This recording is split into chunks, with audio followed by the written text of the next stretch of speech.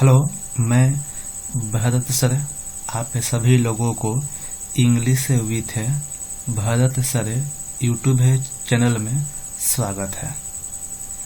आज के लेक्चर में हम लोग रिलेटिव प्रोनाउन से संबंधित क्वेश्चन बनाने का प्रयास करेंगे। जिसे पे आप लिखा गया है fill in the blanks based on relative pronoun. इसके पिछले लेक्चर में मैंने पर्सनल प्रोनाउन के आधार पर 10 क्वेश्चन आपको हम कराए थे और आज रिलेटिव प्रोनाउन के आधार पर 10 क्वेश्चन से हम लोग देखेंगे। तो आप सबसे पहले वीडियो को स्टॉप करके अपने से बनाने का प्रयास करें और उसके बाद जब हम आपको मिलाएंगे तो हाँ से आप मिलाइए, ताकि आपको पता चल सके कि आपको कितना आता है और कितना नहीं आता है। अपने आप को जज करने का प्रयास करें। तो इस वीडियो को अभी तक आप लोग यदि सब्सक्राइब नहीं किए होंगे तो वीडियो को सब्सक्राइब कर लें तथा इस वीडियो को लाइक और शेयर भी अवश्य करें, ताकि आने वाला आपका वीडियो जो है आपके पास नोटिफिकेशन मिलता रहे। तो इस रिलेटिव प्रोनाउन में हम लोग क्वेश्चन को बनाने का प्रयास करते हैं। तो आप देख पा रहे हैं सबसे प्रथम क्वेश्चन है the boy and his dog fill in the blanks vexing the urchins were driven out. The boy and his dog बालक तथा उसके कुत्ते वैक्सिंग द अर्चिन्स जो लवारिस जो बच्चा है वर ड्राइवन आउट उसे बाहर निकाल दिया गया। तो आप एक बात हमें बताइए बाबू, बाहर निकाल दिया गया है तो बाहर निकाला गया किसको? बालक तथा उसे कुत्ते को, उसके कुत्ते को। तो बालक और उसका कुत्ता जो लवारिस हैं उनको बाहर निकाला गया। तो आप यहाँ देखिए सब्जेक्ट में यहाँ पर आप देख पा रहे हैं द बॉय मानव जाति एंड हिज डॉग, यह हो गया आपका एनिमल के लिए। तो जब वाक्य में आपका मानव जाति और कोई भी न्यूट्रल जेंडर का सेंस देता है तो इन दोनों के लिए रिलेटिव प्रोनाउन होता है आपका दैट। और जब रिलेटिव प्रोनाउन दैट होगा तो आप देख पा रहे हैं कि सब्जेक्ट हमारे पास दो है, एक boy and second subject is his dog. तो सब्जेक्ट हो गया आपका प्लूरल, इसलिए वर्ब लगेगा प्लूरल। तो रिलेटिव प्रोनाउन बाबू दैट और वर्ब हो गया प्लूरल। तो आप यहाँ देख पा रहे हैं विकल्प ए आपका सही हो जाएगा। दैट रिलेटिव प्रोनाउन और वर्ब आपका वर्ब प्लूरल दिया हुआ है। क्लियर है? चलिए क्वेश्चन नंबर सेकंड देखा जाए। I have spent the little, मैंने खर्चा किया है द लिटिल कुछ फिल इन द ब्लैंक से I had. I have spent the little fill in the blank से आई हैड। मैं खर्चा कर चुका हूँ कुछ पैसा जो मेरे पास था। तो पैसा का सेंस विकल्प से निकल पा रहा है। अब यहाँ देखिए द लिटिल, जो भी मेरे पास पैसा था उस सभी पैसा को मैंने खर्चा कर लिया।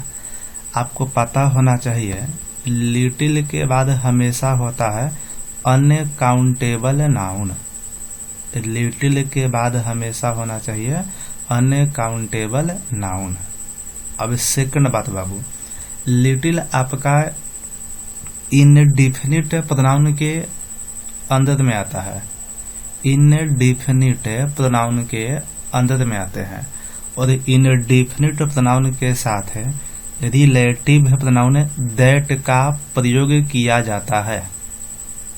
हमने दो बात बोला, लिटिल के बाद अनकाउंटेबल नाउन का प्रयोग होता है। सेकंड बात का बोला लिटिल इनडिफिनिट प्रोनाउन है जिसके साथ रिलेटिव प्रोनाउन दैट का प्रयोग किया जाता है। तो आप देखिए सबसे पहले हमको नाउन लिखना है, नाउन होना चाहिए अनकाउंटेबल नाउन। तो आप देख पा रहे हैं कि विकल्प बी में रूपीज है, रूपीज प्लूरल काउंटेबल है, यहाँ डी में क्वाइंस है, ये भी प्लूरल है। तो एक बात तय है, आपका ना तो विकल्प बी होगा और ना ही विकल्प बाबू डी होगा। विकल्प जब भी होंगे तो या तो ए होगा और नहीं तो सी होगा, क्योंकि दोनों में मनी है और मनी अनकाउंटेबल नाउन होता है। चलिए अब देखिए मनी अनकाउंटेबल नाउन हो गया, लेकिन रिलेटिव है आपके पास है, लिटिल के सापेक्ष में क्या लगेगा, दैट। तो यहाँ पर हम लिखेंगे दैट, ये वाला, यानी विकल्प आपका सी हो जाएगा सही जवाब। क्लियर है। चलिए क्वेश्चन नंबर अब हम लोग देखते हैं आगे, नंबर 3 बाबू, all a fill in the blanks is not gold. All भी एक प्रकार का इनडेफिनिट प्रोनाउन है। तो जहां इनडेफिनिट प्रोनाउन होता है, इसके पहले अभी हमने लिटिल के साथ बोला था, लिटिल भी इनडेफिनिट है, ऑल भी इनडेफिनिट है, तो रिलेटिव प्रोनाउन लगेंगे दैट। ये तो बात क्लियर हो गया। अब देखिए अब इस ऑल के साथ जब दैट लगेगा रिलेटिव प्रोनाउन है, तो विकल्प पर ध्यान दिया जाए। विकल्प ना तो हमारा सी होगा और ना ही विकल्प मेरा डी होगा। जब भी विकल्प होगा तो या तो ए होगा और नहीं तो बाबू विकल्प बी होगा। अब सुनिए ऑल दैट, क्लियर। अब देखिए इसके बाद ग्लिटर्स आपका नाउन आएगा। तो ग्लिटर नाउन के रूप में ग्लिटर नहीं होता, ग्लिटर्स होता है, इसलिए विकल्प भी हम लिखेंगे। सभी जो चमकती है सोना नहीं होती, आप सुने होंगे। तो यहाँ पे ऑल दैट ग्लिटर्स है। क्लियर है। चलिए question number 4, the boys each fill in the blanks harming the image of fill in the blanks school. The boys, यहाँ देखो बाबू, द बॉयज सब्जेक्ट है प्लूरल, तो यहाँ वाक्य में verb भी लगेंगे प्लूरल, ये तो बात तय है। अब देखिए प्लूरल verb जब ध्यान दिया जाएगा तो विकल्प बी और आपका विकल्प डी, ये तो सिंगुलर verb लिया हुआ है, इसलिए आपका विकल्प ना तो बी होगा और ना ही डी होगा। विकल्प जब भी होगा तो ए होगा और नहीं तो विकल्प सी होगा। चलिए आगे देखा गया, the boys each were harming the image of. तो किसके स्कूल, यहाँ पे अपना अपने की बात बोला है, तो अपने स्कूल, तो अपने यहाँ पे किसके लिए, बॉयज के अनुसार। अब बॉयज आपके पास एक से अधिक है, इसलिए इसका प्रोनाउन बनेगा प्लूरल। आप प्लूरल के सेंस में अपना अपने के लिए यहाँ पे लग जाएगा डियर, तो यहाँ आपका विकल्प सी हो जाएगा। तो लिखेंगे वर डियर। क्लियर है। चलिए आगे देखिए question 5, Sohan is the boy. Sohan is the boy fill in the blanks I thought has won the first prize in the race. Sohan वही लड़का है जो मैंने सोचा था जिसने रेस में पहला प्राइज, फर्स्ट जो पुरस्कार है जीत चुका है। तो बाबू एक बात बताइए, रेस में फर्स्ट प्राइज कौन जीता, तो वही बालक कौन, यानी सोहन। और सोहन सब्जेक्ट है, तो जब किसी वाक्य का सब्जेक्ट मानव जाति हो, जब किसी वाक्य का सब्जेक्ट मानव जाति हो, तो वहाँ रिलेटिव है प्रोनाउन हु का होता है प्रयोग। किसका बाबू, हु का होता है प्रयोग। तो यहाँ सोहन मानव जाति है, इसलिए रिलेटिव प्रोनाउन हम लगा देंगे हु, तो विकल्प हो जाएगा मेरा सी।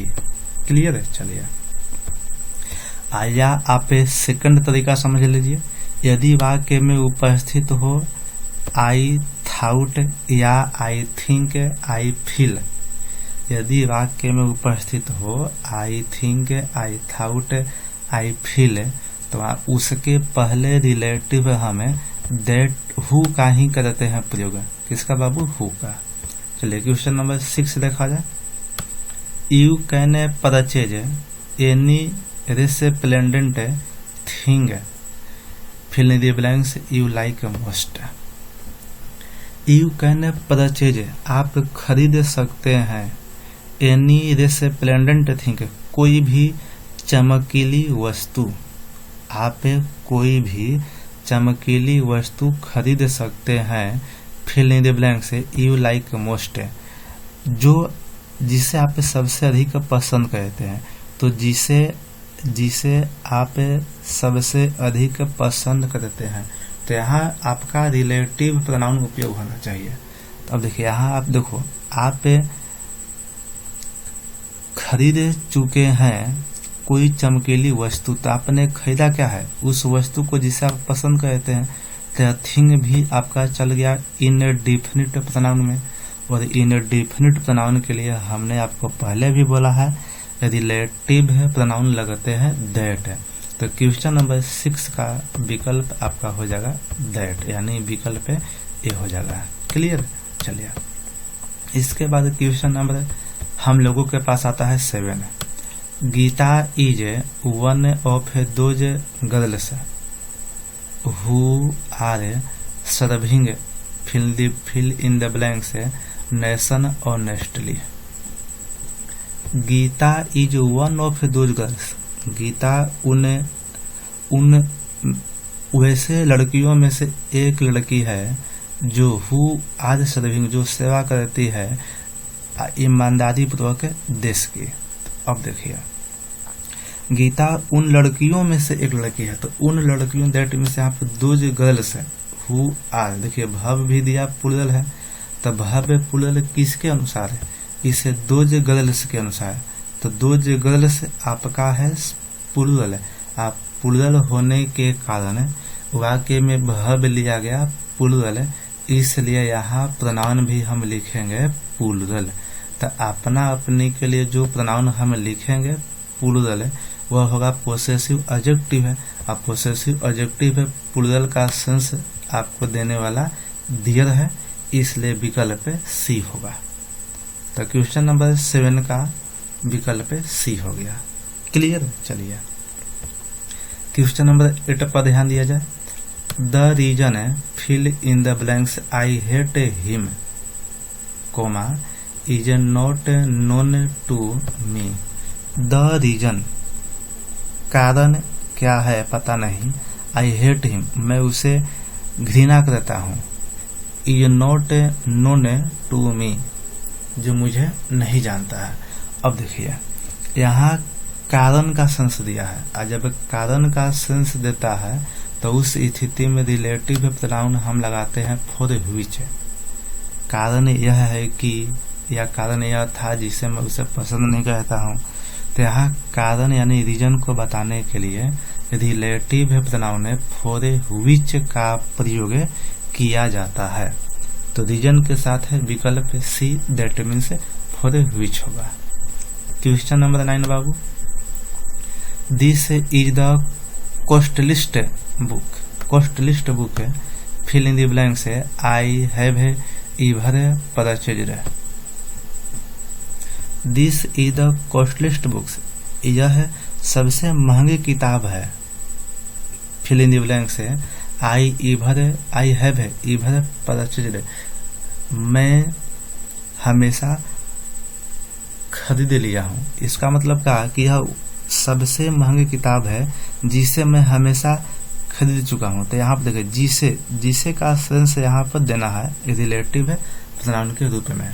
तो आप देख पा रहे हैं वाक्य में कॉस्टलिस्ट आपके पास एक सुपरलेटिव डिग्री दिया हुआ है, और सुपरलेटिव डिग्री के साथ है रिलेटिव प्रोनाउन हम लगाते हैं दैट। तो इसलिए यहाँ पर आपका दैट हो जाएगा विकल्प। तो 9 क्वेश्चन का विकल्प नंबर बी हो गया। क्वेश्चन नंबर 10 देखा जाए। This is the same dog, this is the same dog fill in the blanks you want to borrow from me. This is the same dog, यह वही कुत्ता है, खाली जगह है, यू वांटेड, जो आप चाहते थे उधार लेने के लिए, फ्रॉम मी, मुझे से। इसका कहने का मतलब क्या हो रहा है, यह वही कुत्ता है जिसे आप मुझसे उधार लेना चाहते थे। तो एक बात बता बाबू, जिसे आप मुझसे उधार लेना चाहते थे तो किसको लेना चाहते थे, इस बैग को। This is the same bag, sorry bag है, this is the same bag. तो आप इस बैग को उधार लेना चाहते थे, तो आप बैग को उधार लेना चाहते थे। तो यहाँ बैग के सेंस में हम रिलेटिव लगाएंगे, लेकिन तो यहाँ ध्यान दीजिए, सेम एक वर्ड लिखा गया है, सेम।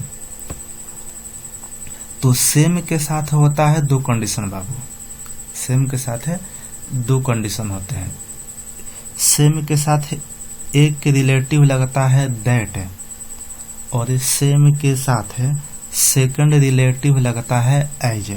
फिर से देखिए, सेम के साथ है एक रिलेटिव लगता है दैट, और सेम के साथ है सेकंड रिलेटिव लगता है एज। तो आप विकल्प से भी देख सकते हैं, दिए गए 4 विकल्प में किसी भी विकल्प में एज तो है ही नहीं, तो आप यहाँ आराम से बेहिचक दैट का प्रयोग कर सकते हैं। तो विकल्प हो जाता आपका बी। क्लियर। चलिए, और यदि आपको ऐसे समझ में नहीं आया तो इसका सेकंड उपाय देखिए क्या है, फिर से देखा जाए। This is the same bag, यह वही बैग है जिसे आप मुझसे उधार लेना चाहते हैं। अब सुनिए बाबू, जब एक ही व्यक्ति या वस्तु को, जब एक ही आप चीज को दोबारा बताने का प्रयास करेंगे, जब एक ही व्यक्ति या वस्तु को दोबारा बताने का प्रयास करेंगे तो वहां पर रिलेटिव है, हम दैट का करते हैं प्रयोग। तब यहाँ पर देखिए, यह वही बैग है, यानी बैग आप पहले उसको जानते हैं और उसी बैग को कहते हैं कि आप मुझे उधार दीजिए, हम उसको लेना चाहते हैं। तो यहाँ एक ही बैग को दोबारा बात किया गया, इसलिए इस अनुसार भी रिलेटिव दैट का ही प्रयोग होगा। क्लियर। चलिए, तो इस प्रकार से हम लोगों ने रिलेटिव प्रोनाउन से संबंधित 10 क्वेश्चन देख चुके हैं। आप इसको पुनः दोबारा देखने का, बनाने का प्रयास करें। क्लियर। आई होप आप लोग को ये 10 क्वेश्चन अच्छी से समझ में आ गया होगा। कोई दिक्कत हुआ होगा तो आप कमेंट में अवश्य लिख के भेजें और हम उसका बताने का प्रयास करेंगे आपको। धन्यवाद।